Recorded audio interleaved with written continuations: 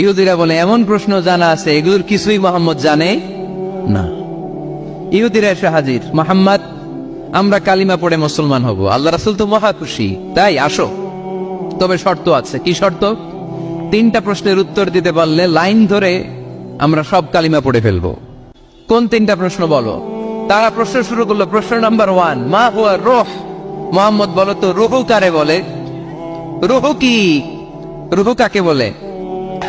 আমাদেরকে একলা ফেলে যখন রূহ চলে যায় দেয় কোনো নাড়াচাড়া নাই। ইহুদিরা বলল প্রথম প্রশ্ন রূহ কারে বলে বলো। 2 নাম্বার প্রশ্ন মান হুম আসহাবুল কাহাফ। আসহাবে কাহাফ সম্পর্কে কি জানো? কি জানো বলো। গুহাবাসী, গুহাবাসীদের সম্পর্কে কি জানো? অনেক আগে তারা এসেছিল পৃথিবীতে। 3 নাম্বার প্রশ্ন মান হুয়া যুলকারনাইন। যুলকারনাইন সম্পর্কে কি জানো বলো। প্রশ্ন কয়টা? প্রথম প্রশ্ন কি সম্পর্কে? রূহ। দ্বিতীয় প্রশ্ন আসহাবে কাহাফ। তৃতীয় প্রশ্ন যুলকারনাইন। আল্লাহ রাসূল সাল্লাল্লাহু আলাইহি ওয়াসাল্লাম বললেন গাদান উজিবুকুম। তাফসীর ইবনে কাসিরে এসেছে, তিনি উত্তর দিলেন গাদান উজিবুকুম, আই উইল আনসার টুমরো।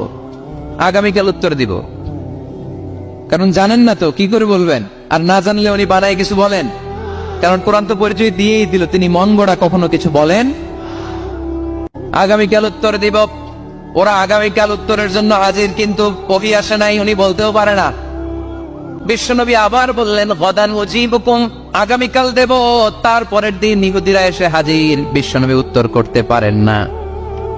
বিশ্বনবী আবার বললেন গদান উজিবুকুম, আগামীকাল বলে দেব।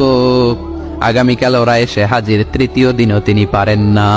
এসে হাসাহাসি শুরু করছে, এই মক্কার লোকেরা দেখো, এই লোকটা এতদিন তোমাদেরকে ভুল বুঝাইছে। এই লোকটা এতদিন বলেছে তিনি নবী। তিনি যদি নবী হতো তিনি তো প্রশ্নের উত্তর করতে পারতো, পারে না কেন? পারে না কেন? এটাই প্রমাণ করে তিনি নবী নয়। তিনি যদি পারতো উত্তর দিয়ে দিত। আপনারা এদিকে তাকান কেন? ডানে কি অ্যাম্বুলেন্স যাচ্ছে, তো আপনাদের কি হয়েছে? আপনারা এদিকে